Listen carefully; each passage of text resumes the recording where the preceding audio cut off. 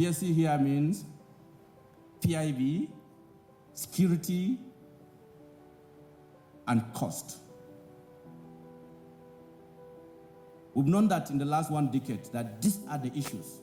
I did mention that PIB presents uncertainty, and uncertainty is an enemy of decision. And when you can't make decision, it means you can't make progress. And so what we try to make sure is to work together with whoever in the industry, operators, other players, other government agencies, together with the people that have the responsibility, the National Assembly, and hopefully they are going to put this industry to shame. That if your excuses for doing what you're supposed to do is PIV, we're gonna pass it, and when we pass it, let me see what you can do. So we are already getting ready for post-PIV adventures. And we're structuring ourselves to make sure we take advantage of post-PIV environment because we believe PIV will be passed and it will be passed soon. So that's the action being taken by government. The second one, going anti-clockwise, is security.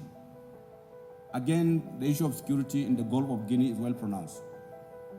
It called for concerted action, and I know government security agencies, together with the operators, were all putting together to create an architecture that will ensure sustainability. We recognize that every effort that we must do, we must be all-inclusive. We must take into account the host community and the environment where these activities were.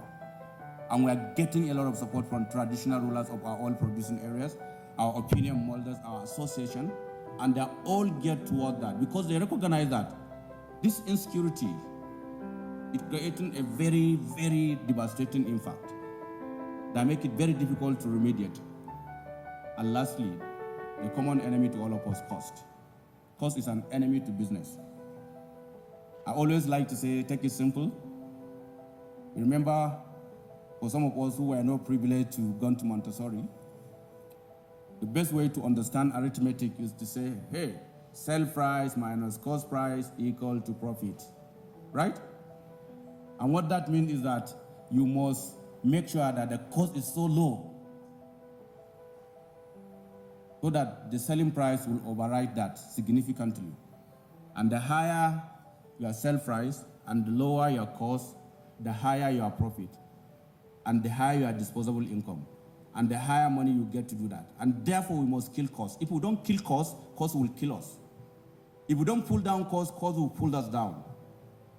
Again, I must thank our colleagues and partners for coming together under the NUCOP that has been launched by the Honorable Minister and the GMD to work together collaboratively to make sure that we bring this industry, which has been referred to the highest upstream cost environment in the world. The GMD said it, and he should know better. That Nigeria is the highest cost environment to do upstream projects. And that means that this is vulnerable or create vulnerability to our competitiveness. So security, PIB, and cost are impediment to competitiveness of this country. What kept me away, you can imagine, is my production numbers. Because my role is to produce the oil creates the revenue that goes to my partners and goes to government. And as you know, you've seen it, 90% of Nigerian forex is dependent on this revenue, and 70% dependent on this. Anytime I'm not meeting my revenue target, I don't sleep. GMD don't sleep. Nobody in NIPIM sleeps. And we can't meet our revenue number if we are not meeting our production targets. And that kept me awake as well. But most importantly, the new monster is cost and my ability to pay the cost. My cash call is being delayed, not for anybody's reason, but by the circumstances of the declining level of revenue, occasioned of course by price and curtailment of my production by OPEC. Hopefully that will be taken away and I will start sleeping. But today I tell you what, there's hardly no night that one MD or the other will not call me, when am I getting my cash call? The significance of that cash call is that they have to pay the service contractors.